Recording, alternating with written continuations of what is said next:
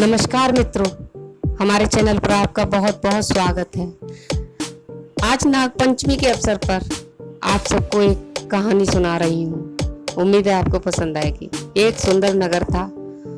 उस नगर का राजा बड़ा ही प्रतापी और दानी था, अतः अपनी प्रजा से प्रेम करने वाला और सबको खुश रखने वाला राजा था। उस नगर के लोग भी सब सुखी थे। एक दिन राजा ने विचार किया कि अपने पुरोहित को बुलाया जाए और अपने बारे में जानना चाहा। तो राजा ने पुरोहित को बुलाया और पुरोहित से बोला। तब पुरोहित ने कहा, हे राजन, आज से 7 दिन बाद सामने वाली पहाड़ी से एक सर्प निकलेगा जो तुम्हें डस लेगा। ये सुनकर राजा बड़ा सोच में पड़ गया और चिंता करने लगा कि अब क्या होगा। ये राजा सोच ही रहा था, नगर के लोग भी बहुत दुखी थे। तब राजा ने अपने मंत्री को बुलवाया और उस सर्प के बारे में बताया। तब मंत्री बोला, हे राजन, अगर आप कहें तो हम उसे वहीं मार देते हैं।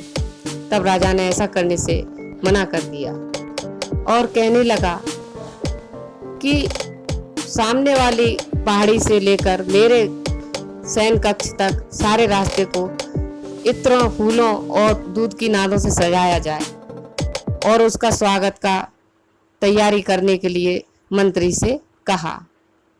और वैसा ही हुआ। ठीक 7 दिन बाद सर्प अपनी पहाड़ी से निकला और राजा के कक्ष तक पहुंच गया।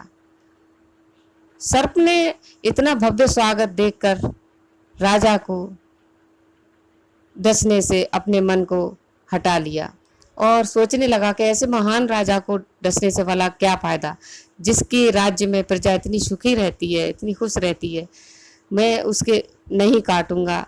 ये सोचकर नागराज ने अपना फैसला बदल दिया और राजा के किए हुए सत्कार को अपना सौभाग्य समझकर सर्प ने राजा को काटने से अपने मन को हटा लिया और कहा कि इस राजा का नमक मैंने भी तो खाया है, इसलिए इसकी मृत्यु मैं अपने सर लेता हूँ।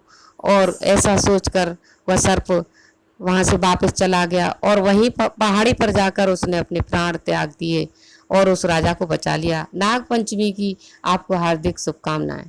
Thank you.